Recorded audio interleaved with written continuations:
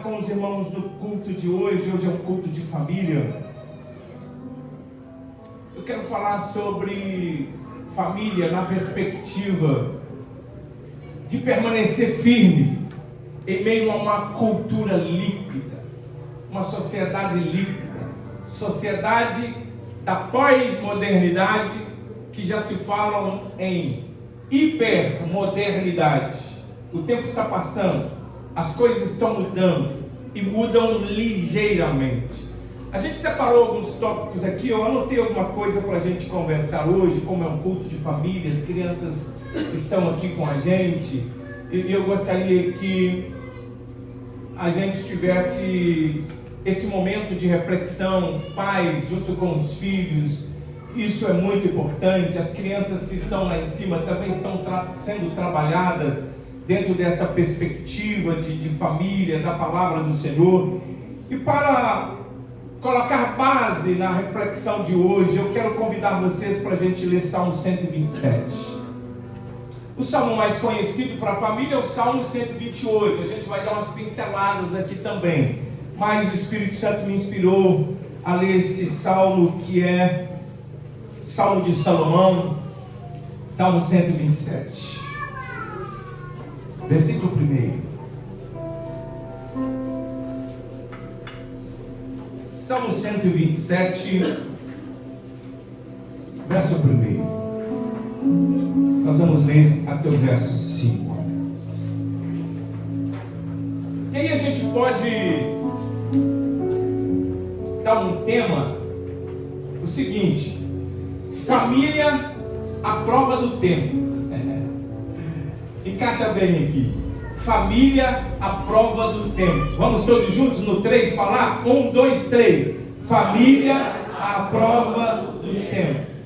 Eita glória. Salmo 127. Quantos encontraram o texto sagrado podem dizer comigo amém? Amém. Se o Senhor não edificar a casa, em vão trabalham os que edificam. Se o Senhor não guardar a cidade, em vão vigia a sentinela. Inútil vos será levantar de madrugada, repousar tarde, comer o pão de dores, pois assim dá ele aos seus amados o sono. Eis que os filhos são herança do Senhor, e o fruto do ventre o seu galardão. Como flechas na mão do valente, assim são os filhos da mocidade. Bem-aventurado o homem que enche deles a sua aljava, não serão confundidos quando falarem com seus inimigos à porta. Pai, em nome de Jesus, lemos a tua palavra esta noite, e como precisamos da orientação do teu Espírito, como precisamos que o teu Espírito continue manifestando em nosso meio, trazendo clareza, luz a esta palavra insubstituível, a esta palavra inerrante, poderosa, esta palavra santa, que nos molda, que nos transforma, que nos fazem, Senhor, ser a cada dia a melhor versão de nós. Traz luz ao nosso entendimento, traz luz ao nosso coração, traz luz, Senhor, em o nome de Jesus, às nossas trevas. Nos dê direcionamento, nos dê, Senhor, a direção correta mediante as circunstâncias, as dificuldades e os desafios que existem no seio de cada família. Pai, nós sabemos da influência da sociedade pós-moderna. Nós sabemos, Senhor, conhecendo o tempo que nós estamos vivendo, e lamentavelmente o mundo tem conseguido influenciar nossas casas, nossa família. O mundo tem conseguido influenciar a tua igreja. Mas desperta-nos hoje com esta palavra. A nossa família não vai fracassar. O tempo não vai diluir a nossa família. Nossa família, à prova do tempo, permaneceremos firmes.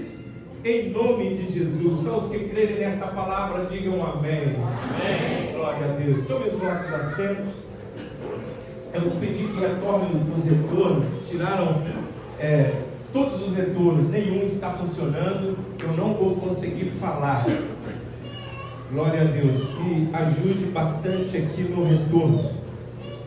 Vivemos na era da cultura líquida. Esses dias eu li sobre o sociólogo Zygmunt Bauman.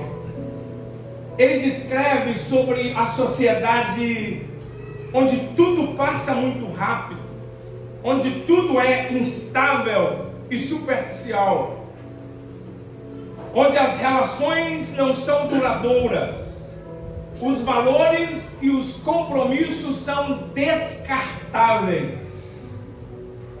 É nesse cenário que a minha família está vivendo. É nesse cenário que a nossa família está vivendo. Uma sociedade líquida, uma sociedade sem profundidade, uma sociedade que tem muitas informações, mas pouca profundidade, pouco conhecimento. Uma sociedade que vive no aqui e no agora. E nesse cenário atual, muitas famílias têm se perdido. Muitas famílias têm sido desestruturadas. Muitas famílias não têm mais as raízes basilares que sustentam relacionamentos e família. Mas Deus oferece um modelo sólido e eterno para a família. Você pode dizer amém? Amém. Uma casa edificada no Senhor, ela sempre triunfará. Uma casa edificada pelos valores bíblicos, uma família edificada na palavra, ela permanecerá firme e será frutífera. O mundo pode mudar, e muda, mas a palavra de Deus permanece para sempre. O mundo passa e as suas consciências, mas a palavra de Deus é a mesma. O nosso Deus não muda, os valores bíblicos não mudam. Há quem dizem que a palavra ficou obsoleta. Há quem dizem que a palavra precisa ser atualizada, mas ela é a inerrante e imutável palavra de Deus. E quem a inspirou e quem usou esses homens para compilarem, ele disse: eu velo pela minha palavra. Aleluia. Nós temos um Deus que não muda, não sofre sombra de variação, e é o Deus que construiu a primeira família. Foi o Deus que celebrou o primeiro casamento, gente. Casamento, família, é instituição de Deus. É por isso que os ataques vêm de todos os lados. Mas se nós permanecermos com os olhos focados na palavra de Deus, permaneceremos, apesar dos intempéries. Não adianta a gente criar aquela perspectiva de que nossa família será perfeita. Não será. Não adianta a gente criar a perspectiva de que não teremos problemas em nossa família. Não, teremos problemas. Mas há uma diferença enorme, gritante. Se dentro da nossa família, em meio aos nossos problemas, nós estivermos basilados, firmes na palavra de Deus, não vamos fracassar. Não vamos sermos sucumbidos, porque a palavra de Deus, ela traz segurança. Salmos de número 119, versículo 105 diz: lâmpada para os meus pés, e a tua palavra luz para os meus caminhos, ou para o meu caminho. Por mais difícil que sejam as nossas trevas, quando nós nos aproximamos da palavra de Deus, a palavra bota luz em nossas trevas. Talvez estamos tão cegos com o olhar do orgulho, da soberba e do ego. Quando nós abrimos a Bíblia, Jesus está lá, gente, aprendem de mim, que sou manso e humilde de coração, e encontrareis descanso para vossas almas. Aleluias. O Salmo 127 que lemos, ele é atribuído a Salomão, o rei Salomão, o rei mais sábio que pisou, que governou sobre esta terra. E esse rei tão sábio, que ele entendia muito, era de construção. Ele construiu muito. No ápice, no seu apogeu, cresceu-se as fronteiras de Israel. Muitas alianças diplomáticas foram feitas. Foi um império glorioso de Salomão. E se ele entendia muito, entre as coisas que ele entendia era sobre construção. Ele afirma que qualquer esforço humano, sem a bênção de Deus, sem a direção de Deus, sem a presença de Deus, é em vão. Você pode ser jeitoso, podemos ser carinhosos, podemos ser atenciosos, isso é muito importante. Podemos ser pessoas generosas, educadas, polidas, isso é muito importante. Podemos ser pessoas de caráter ilibado, isso é muito importante, são valores inegociáveis. Mas se Deus não estiver presente, falta algo em nossa família. Você pode trabalhar, você pode esforçar, você pode fazer de tudo para que a sua família seja bem sucedida. Se Deus não fizer parte das nossas relações, um momento, mais cedo ou mais tarde, se Ele não for convidado para governar a nossa casa, primeiro a nossa vida, para governar a nossa família, em um momento, mais cedo ou mais tarde, a gente vai fraquejar. A palavra casa no hebraico tem um significado singular e também indica família, linhagem, descendência. Portanto, o texto é profundamente aplicável à família. E o versículo 1 começa: se o Senhor não edificar a casa, em vão trabalham os que edificam.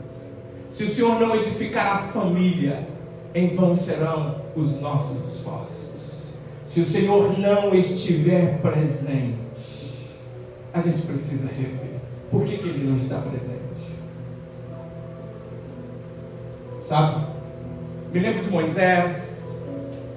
Quando em determinado momento, no Êxodo, Deus disse a Moisés: eu não vou com vocês.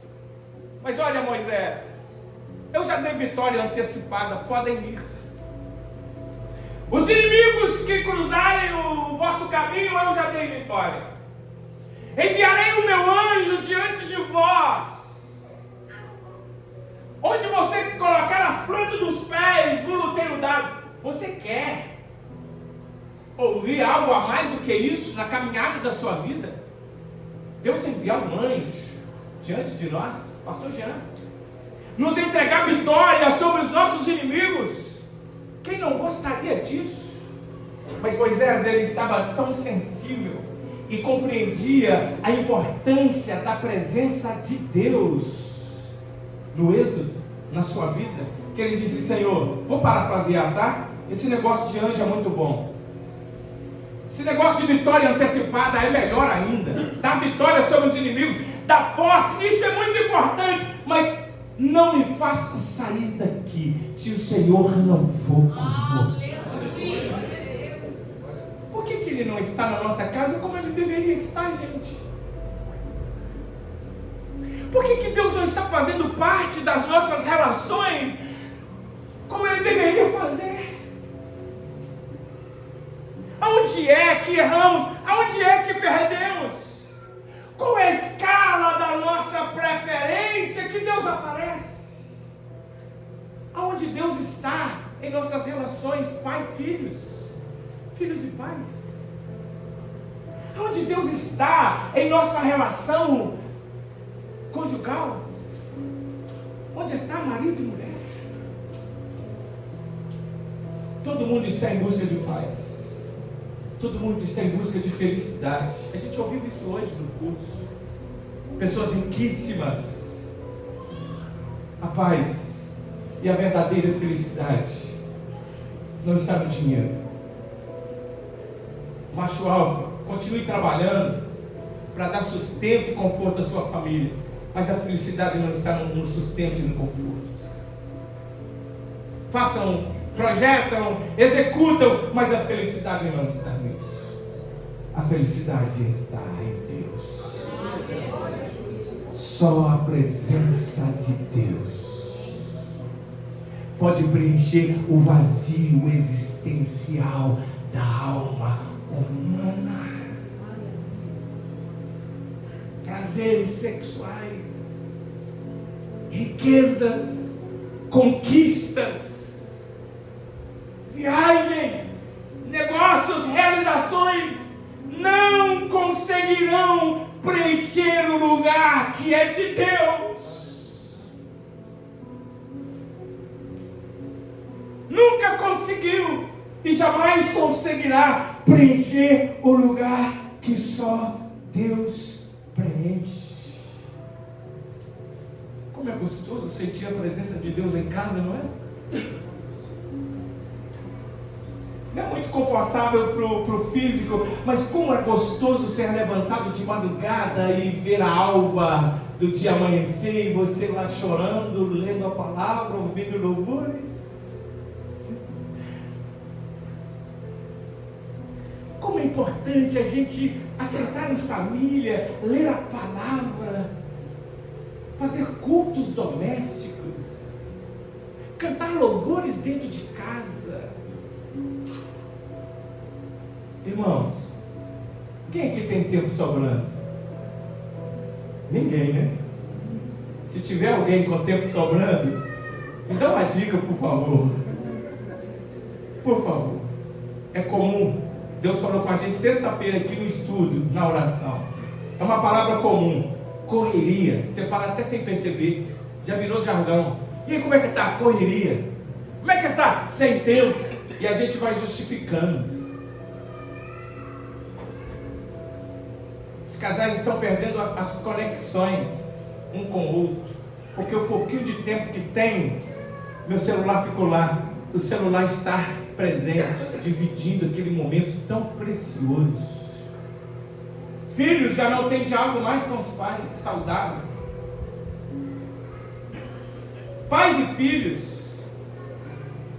sem dizer sobre os seriados, etc, etc. A gente está numa bolha. A gente convive em família e as redes sociais conseguiu nos individualizar, nos separar. A gente está perto, mas a gente não tem mais o calor do abraço, gente. A gente está perto, mas a gente está longe, porque não há mais diálogo, não há mais aquela empatia, aquele olhar. Consegue compreender? Eu estou dizendo algo irreal ou que eu estou dizendo faz sentido? Quem acha que faz sentido, levante a sua mão assim. Olha, de forma coletiva. Se faz sentido o que eu estou falando, eu estou só pincelando. Imagina a nossa relação com Deus. Como não está sendo afetado. Talvez Deus já não está mais presente em nossas relações, em nossa família, porque a gente não dá tempo para Ele. Nosso tempo não é mais para Deus. Mas vamos falar sobre os pilares que o Espírito Santo tem tocado em meu coração. A família precisa, dentro dessa sociedade líquida, de um fundamento espiritual e sólido. E não pensem vocês que teremos este fundamento espiritual e sólido vindo à igreja aos domingos. Que tem crentes que já são conhecidos domingueiros. Tem irmãos que são conhecidos. Nós ouvimos aqui no curso de teologia, se falava muito e fala-se até hoje sobre católico não praticante. Quem já ouviu alguém falar? O que você é? Qual a religião? Católico não praticante. Hoje já tem, eu sou evangélico não praticante. Já tem. Eu sou evangélico. Ah, você vai à igreja, qualquer igreja. Não, eu não sou praticante. Onde a gente se perdeu?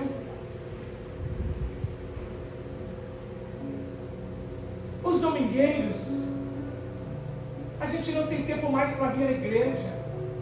A gente não tem tempo mais para orar, para ler a palavra, para buscar. São situações e circunstâncias que nos fazem conectar com Deus e traz profundidade. E a profundidade na palavra, nós falamos aqui domingo passado, é aquele que fundamenta a sua vida na palavra de Deus. A gente está fundamentando nossa família, a gente vai falar daqui a pouco para finalizar, em coisas superficiais.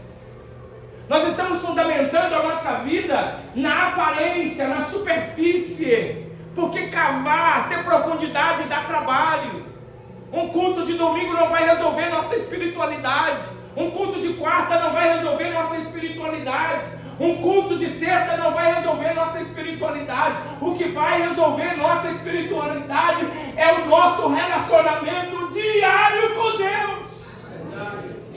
É segunda, é terça, é quarta, é quinta, é sexta, é sábado, é domingo. É de manhã, é à tarde, é à noite. Nós não podemos perder a conexão com Deus. Eu não sei qual é a parafernália da pós-modernidade que está tirando a sua comunhão com Deus, que está te afastando daquilo que é mais importante na sua espiritualidade. Mas hoje o Espírito Santo nos chama a rever o nosso comportamento, a nossa conduta, a nossa agenda. Só a palavra nos traz segurança.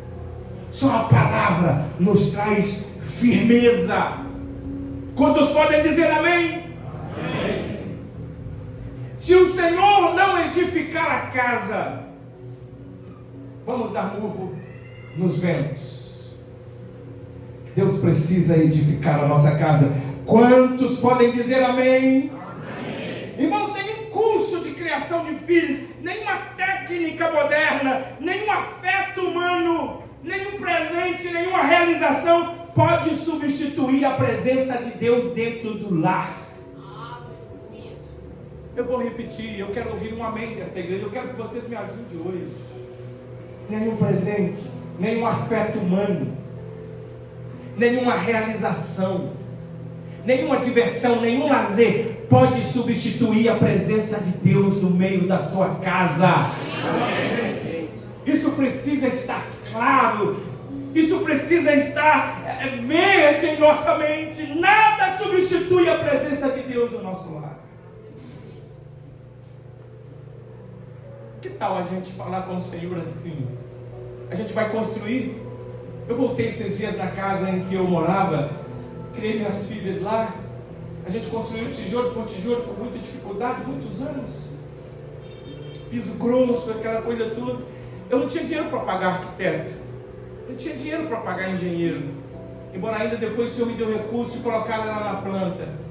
Eu e minha esposa passávamos horas ali, desenhando. Riscava, apagava, eu pegava o caderno, a gente riscava e falava, meu bem, não dá. Ela falava, amor, dá, eu quero assim. É você quer, mas a realidade é outra. E a gente foi lutando, a casa ficou pronta. Mas eu senti tanta necessidade de um engenheiro.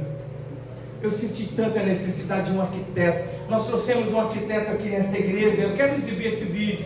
Os banheiros eram aqui. Eu pegava ali perto da televisão, vinha até aqui. Caixa d'água aqui, quando dava descarga.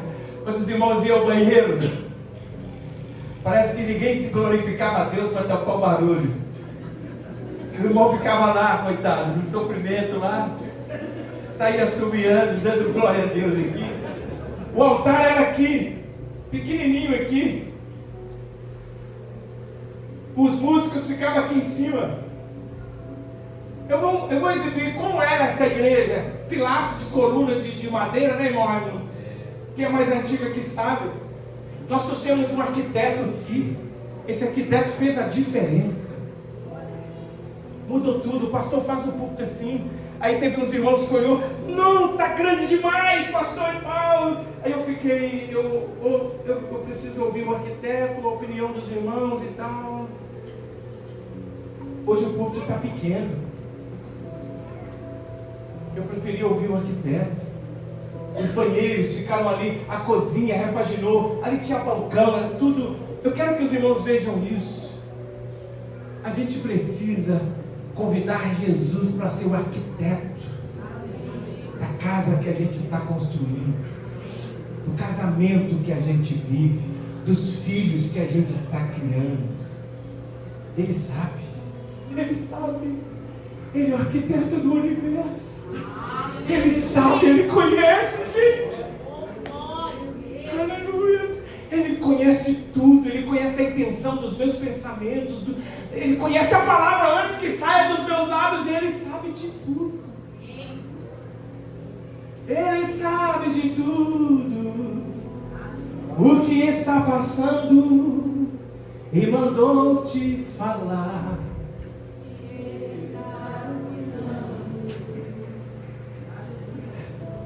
Ele sabe de tudo está passando e mandou te dizer que Ele está cuidando. Sabe, às vezes Ele não está lá porque a gente quer cuidar do nosso jeito, a gente quer resolver do nosso jeito. Sabe por que Ele não está lá manifestando a paz em meio aos conflitos, a cura em meio às enfermidades? É porque a gente quer fazer do nosso jeito, a gente quer resolver do nosso jeito, a gente quer responder sem pensar. O ego fala mais alto, o orgulho, a soberba fala mais alto. Mas convide Ele, não importa quais sejam os problemas, os entraves, as dificuldades, os desafios, não importa. Não importa o cansaço, não importa a fadiga, não importa se você vê ou não solução, convide Ele. Se necessário for, e muitas das vezes Ele vai fazer, Ele vai enxergar o que você escreveu, vai rasgar tudo quando Ele assumir o controle, e vai repaginar, vai fazer de novo. Aleluia! Mas o nome dele será glorificado e a sua família será o facho de luz deste mundo de trevas. Vocês estão compreendendo? Estão conseguindo acompanhar o meu raciocínio nessa noite? O Senhor precisa ser o arquiteto e o alicerce da minha família. Se tirarmos Deus de nossas relações, a casa vai cair. É? Não. Nada disso. Se tirarmos Deus das nossas relações, se tirarmos Deus da nossa família, a casa já caiu. Não vai cair, ela já caiu. Porque Ele, por Ele e para Ele são todas as coisas. Ô maridão, ô esposa sábia, nunca foi você. Nunca foi você. Sempre fui Ele. E sempre será Ele. A glória é dele. Sempre. Pois se não vejamos, quem de nós conseguiríamos estar aqui, do jeito que estamos, com tanto sofrimento que nós já passamos a ver, com tantos problemas na família, com tantas circunstâncias, a gente só está aqui por causa dele.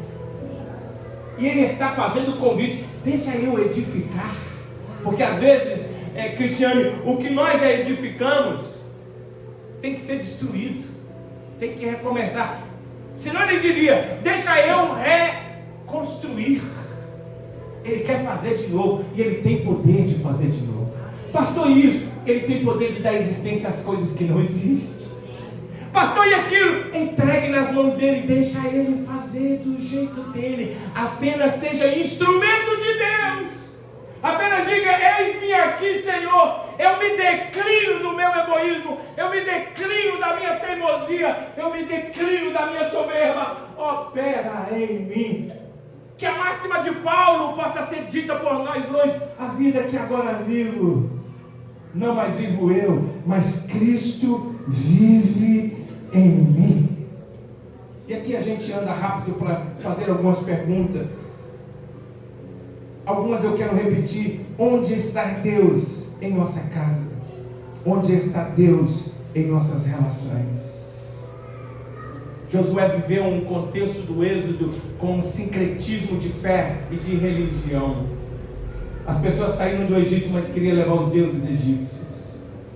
Não tem nada a ver, são caros, eles vão dar lucros, são de ouro, são de prata. Não, Josué. Josué chega diante deles e disse: lançai fora os deuses egípcios. Não dá esse relativismo, não dá. Não dá esse sincretismo, essa mistura, não dá. Ou é Deus, ou é o inimigo que vai imperar na nossa casa. Não tem campo neutro no mundo espiritual. Enquanto eles cocheavam em dois pensamentos, Josué disse: olha, eu e minha casa serviremos ao Senhor. Vamos declarar isso como um ato de fé? Pastor, eu já sigo. Mas entenda, nós estamos vivendo numa sociedade líquida, que muda a todo tempo, toda hora. Mas nós vamos permanecer servindo ao Senhor. Vamos lá no 3. 1, 2, 3. Eu e minha casa serviremos ao Senhor. Pode sair mais bonito, pelo tanto de gente que está aqui. E não diga apenas porque o pregador está instigando para dizer. Diga com fé, homem e mulher. Diga com fé, filhos. Diga: eu e minha casa serviremos ao Senhor. Há poder em nossas palavras. Aleluia! Se Deus estiver lá, não é a maioria que vence. É Gideão com os 300. É Gideão com os 300. A gente quer cercar, presbítero Jacimar, de tanta segurança. Ah, se faltar a opção A, eu tenho a opção B. Se faltar B, eu tenho a C. Isso é importante, gente. Mas a nossa confiança não pode estar estabelecida em opção A, B, C e D. Porque às vezes Deus tira até o YZ. Para que a gente possa entender o propósito de Deus para o nosso lar, para a nossa família. Na cultura líquida, o lar é baseado em sentimentos. Será que isso acontece na sua casa? O pai fala, a mãe fala: filha, lava as vasilhas, passa o pano na cara. Não, eu não estou sentindo. Quero não vou não. Etc, etc. Na sociedade líquida, as famílias são movidas por sentimentos, por ideologias, desejos passageiros. Isso leva à instabilidade emocional. Isso leva à ausência de propósito. Isso leva à ruptura de vínculos. Mas as pessoas estão preferindo viver assim. Meu corpo, minhas regras. Minha vida mando eu. Quem é filho de Deus aqui? Quem é filho? Aleluia. Se somos filhos, sabemos que temos um pai. E nós precisamos obedecer a este pai. Sim ou não? Segundo tópico aqui, a cultura líquida, ela desconstrói. Ela arruina. Deus edifica. Ainda no versículo 1 do Salmo 137, versículo B, a parte B: em vão trabalham os que edificam. A cultura líquida, na pós-modernidade, ela desconstrói, ela destrói, mas Deus edifica. Por que a cultura da pós-modernidade ela desconstrói? É porque ela promove valores como o individualismo, o hedonismo, a busca do corpo perfeito, o relativismo, o sincretismo, não há verdade absoluta. Deus falou algo, mas não é bem assim não. Não é bem assim não. O casamento é feito dentro da pós-modernidade como um contrato e como algo temporário, descartável. Filhos são criados sem direção da palavra e sem valores bíblicos. E há um crescente desrespeito às autoridades paternas. Tem menininho pequenininho, se você falar alguma coisa com ele, ele sai marchando e falando não, e vai embora. E se você insistir, ele levanta a mão e olha, eu vou? Eu recebi um vídeo de um irmão essa semana, de uma criança gritando que ia exterminar a família. Uma criança dizendo que ia exterminar a família, quando alguém falou, mas Jesus repreende, sei que Jesus tem poder. A criança disse, eu odeio Jesus. Percebe como as coisas estão? É isso que a cultura líquida consegue construir dentro das famílias. Pais, cuidado, policie os vídeos, os brinquedos, entre aspas, os joguinhos que estão lá, que vem com uma roupagem tão bonitinha, mas com mensagens subliminares. A gente precisa policiar isso. Essa cultura líquida, ela constrói pais com excesso, ou seja, pais permissivos. Tudo que a criança quer, o pai dá. É filhinha de papai, é o filhinho de papai, ninguém mexe não. Eu dou o que ele quer, o que ela quer. Nos primeiros nãos que a vida der para essa criança, for dar, essa criança vai entrar em crise existencial. Pais estruturados na palavra sabem colocar limite nos filhos. Sim, sim, não, não. Eu fui criado assim como muitos de vocês. Mamãe falava assim, filho, vai na venda do fulano de tal, buscar isso e aquilo. Todas as pessoas que você encontrar na rua, que é maior de idade, toma bênção, viu? Se alguém chegar aqui e falar, seu filho passou e não me soldou, não tomou bênção. Quando você chegar, quando eu ficar sabendo, aí tinha uma abençoada de uma vara chamada marmelo. Eu não dava tempo com aquela vara. Era três coros durante o dia. Era um de manhã, eu aprontava demais. Era um de manhã, uma tarde e uma noite para dormir. Mas maldita aquelas que caiu no chão, que às vezes eu pulava e caía. Porque eu me tornei quem eu sou hoje, ou quem eu estou lutando para ser, e entendi o caminho que eu preciso andar, porque eu tive uma mãe que colocou limites em mim. Teve uma ocasião que eu chorei 3 dias para minha mãe comprar uma botinha para mim. 3 dias, sem parar. Aí eu dormia chorando. Aí quando eu acordava eu lembrava que ela tinha comprado. 3 dias chorando. Mas ela colocou limites. Quando eu fui criar minhas filhas, a gente passou uma época de vaca gorda. O que é vaca gorda, pastor? Uma fase de muita prosperidade. A gente tinha 8 funcionários, terceirizei 3 empresas de ônibus, ganhava um bom dinheiro. E as meninas, eu já disse isso, hoje eu vou dizer na sua frente, Chiquinha. Pedia bonecas, já tinha em casa. Aí eu falava, aí a gente fazia compra no Carrefour, eu pegava a bonequinha lá, aí eu falei, Aí ela não desistia, eu colocava a bonequinha debaixo do braço, passava para lá e para cá, né filha, né? Papai, essa aqui abre os olhos, essa que eu tenho em casa não abre os olhos, essa aqui pisca, não.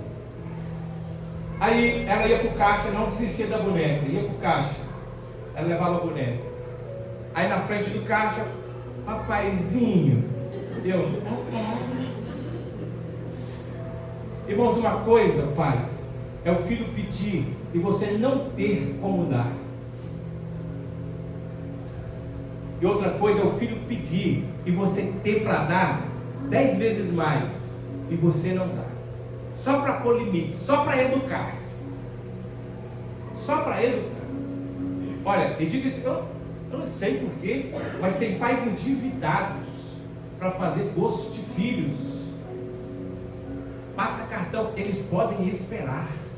A gente não pode dar para eles um estilo de vida, criar neles uma expectativa irreal da nossa realidade financeira. Aí é quando ela via que os últimos itens, a Quinha, viu, irmãos? Está aqui. Quando os últimos, Quinha, a gente chama de Quinha. Quando os últimos itens iam passando, papetinho, não. Deu de herpes, né? Só que quando veio as vacas magras, que eu não tinha dinheiro para pagar a conta de água nem de luz, elas nunca reclamaram. Quando não tinha nem ovo em casa para comer. Eu me lembro um dia que alguém ligou para mim e falou: pastor, você está onde? Eu falei: estou em casa. Eu preciso de uma palavra. Eu estou desesperado. Eu falei: vem, eu te atendo em casa. Só pode me atender em casa? Posso, pode vir. Eu estava em casa estudando. Essa pessoa chegou. Essa pessoa morava numa casa muito simples. E minha casa eu tinha acabado de fazer reforma, estava limpinha, um brinco, coisas extraordinárias, instalando tudo novo. Ele chegou, sentou na minha sala, um excelente sofá na época. E Deus me usou ali, a gente ficou à tarde. E quem conhece ela sabe, tem uma escada e ele saiu da sala e parou. Aí eu fui conversando, porque eu tinha outras coisas para fazer, fui andando com ele pro pé da escada, e ele desceu o primeiro degrau e parou. Ele falou: pastor, eu não estou conseguindo ir embora. Eu falei: tá não? Foi por quê? Porque Deus falou comigo a hora que eu cheguei aqui. E eu estou com medo de o senhor achar ruim comigo. Eu posso falar o que Deus falou? Eu falei: pode. O que Deus falou com você? Ele falou comigo que o dinheiro que eu estou no bolso aqui não é meu mais não, é do Senhor. E que eu tenho que dar para o Senhor esse dinheiro. Eu falei: rapaz, Deus falou com você? Ele falou. Que horas que ele falou? A hora que eu cheguei. Eu falei: até agora você está desobedecendo? Filho rebelde. Já esqueci as mãos, né? Se Deus falou, irmão, se é meu, o que ele está fazendo no seu bolso? Eu peguei aquele dinheiro, nós choramos ali na escada. E ele justificou dizendo: pastor, eu estou vendo que o senhor não precisa de nada. O senhor tem tudo o que o senhor precisa. Mas eu não sei porque Deus falou que era para me dar esse dinheiro para o senhor.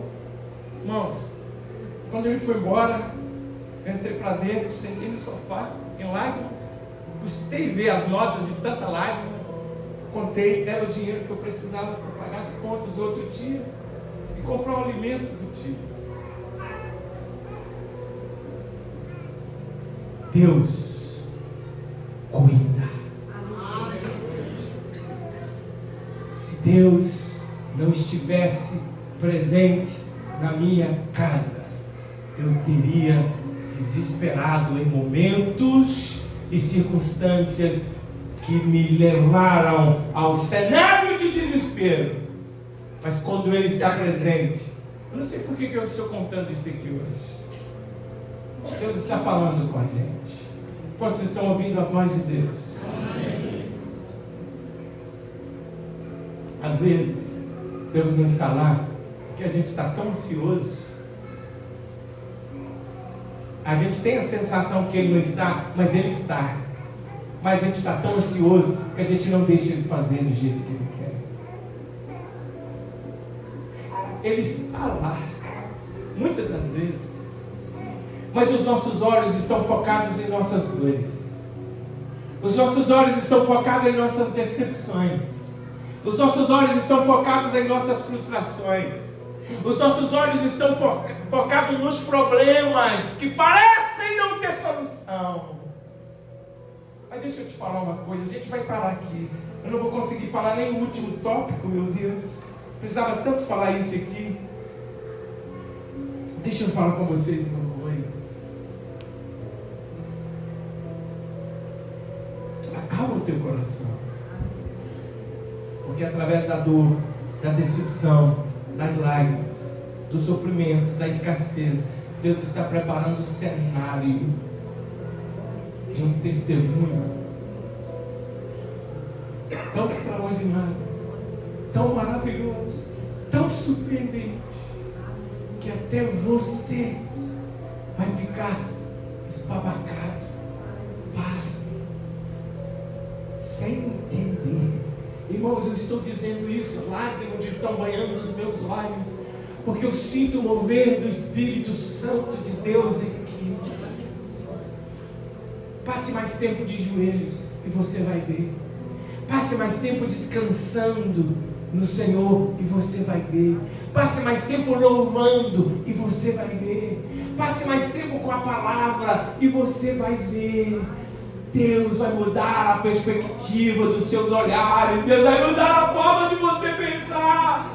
Não vos conformeis com este mundo, mas transformai-vos pela renovação do vosso entendimento, para que experimenteis qual é a boa, perfeita e agradável vontade de Deus. Não vai dar tempo de terminar. Mas uma família que subsiste ao tempo é uma família que vive a perspectiva da palavra. Uma família que resiste o tempo é uma família que está firmada na palavra. Uma família que resiste o tempo, ela tem uma esposa cujo papel é submissão voluntária, como convém no Senhor. Na pós-modernidade é uma independência radical. Tem mulheres que têm coragem de virar para o marido e falar: eu não preciso de você para nada. O papel do marido na perspectiva cristã, que vai resistir o tempo, é um papel de amar a sua esposa com amor sacrificial, como Cristo amou a igreja, e nunca deixar a liderança da casa na mão da mulher. Na pós-modernidade, papel do marido, masculinidade em crise. O camarada vira um banana, um pau mandado. O cajado lá não é azul, o cajado é rosa. Quem manda é ela.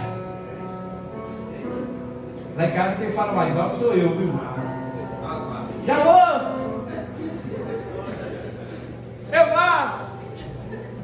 Só para descontrair, porque o negócio hoje apertou. A gente já está terminando. O papel dos filhos, no padrão bíblico, na perspectiva bíblica, é obediência aos pais e honra aos pais. Obediência no que tange no Senhor. Filhos, obedeceis aos vossos pais no Senhor. Se for para obedecer os pais no que tange a infidelidade com Deus, prefira obedecer a Deus, filho. Você pode dizer amém, pai? Amém. Na pós-modernidade, o papel dos filhos é rebeldia, autonomia precoce e individualismo. O papel dos pais nos padrões bíblicos, da família que vai resistir o tempo, é educação com equilíbrio e amor. Na pós-modernidade é permissividade ou autoritarismo. Pais que espancam filhos, pais que humilham filhos, pais que xingam os filhos, pais que amaldiçoam os filhos, pais que não conseguem equilíbrio. A autoridade espiritual da casa que vai resistir o tempo, a centralidade dela é Cristo, e o sacerdote é o homem. Nós estamos vendo mulheres cansadas de assumir o papel espiritual da casa. Quem ora tem que ser ela, porque o camarada não ora não. Ora não. Quem tem que ler a Bíblia, chamar a família para reunir, é a mulher. Graças a Deus, que Deus tem levantado mulheres como instrumento de sabedoria para tentar socorrer aqui, acolá. Mas esse papel é da gente. Tem macho alfa aí, gente? Amém. Esse amém pode sair melhor, não? Mas tem macho alfa aí que não. Esse amém ficou murcho. Vamos ouvir um amém de concordância desses machos alfa? Amém? Amém! Ó, tem macho alfa em treinamento aí, ó. Tem menino gritando aí, ó. Eita glória!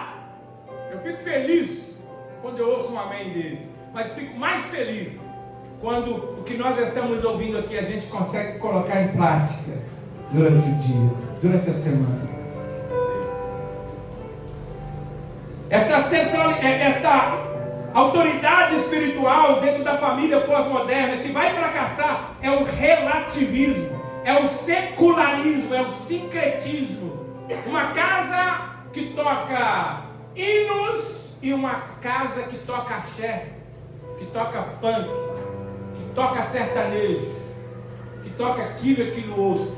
A família cristã que vai resistir o tempo, a finalidade dela, a centralidade da espiritualidade é Cristo. Santidade, pureza, separação. Quantos podem glorificar o nome do Senhor? Aleluia! A finalidade da família que vai resistir o tempo é glorificar a Deus. Deus tem sido glorificado através da sua família ou não?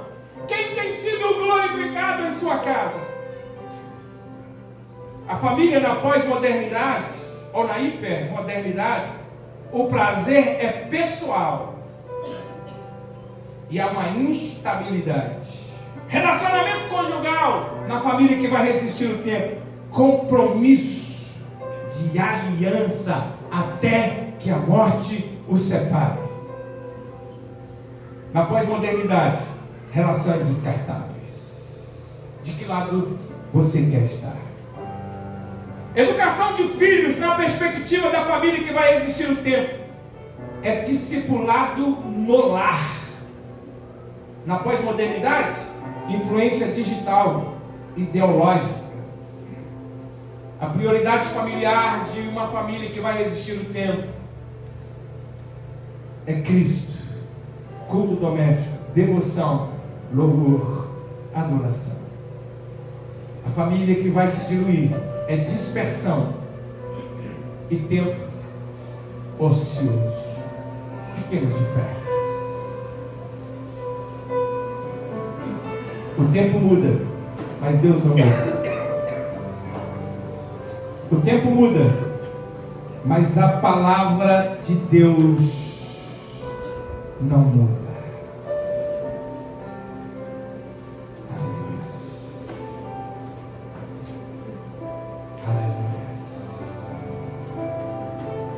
Colocar só aquelas estrofes do Fogo Arderá. Hoje eu vou deixar você na prova, viu? Igual eu deixei no 1300. Coloca ali pra gente. A gente só vai cantar a primeira estrofe, a segunda e a gente para. O fogo arderá. A gente já vai para os avisos.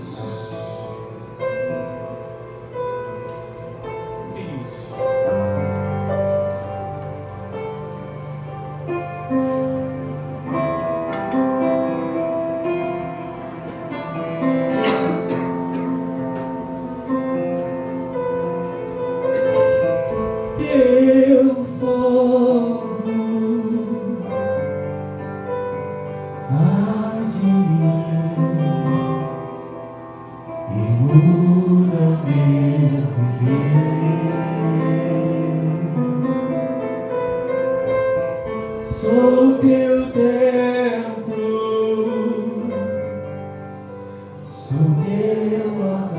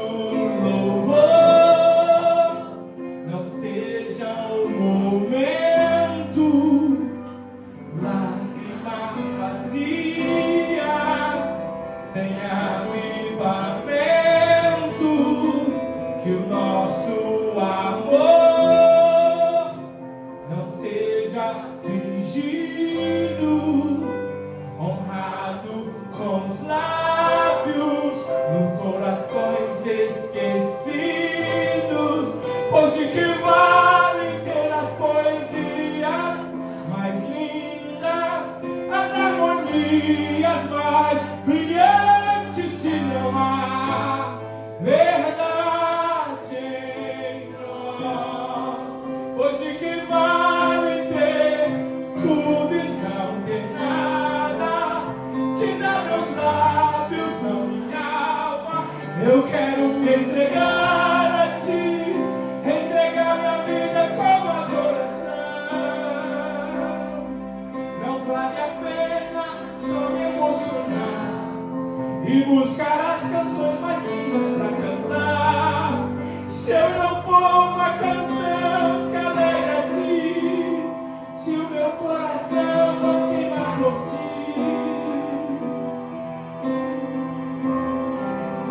Teu fogo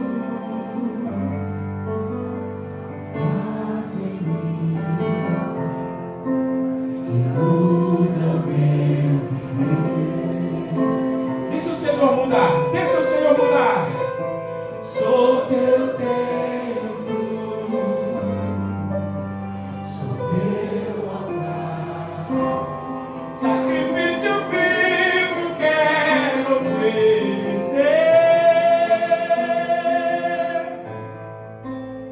Que o nosso louvor não seja um momento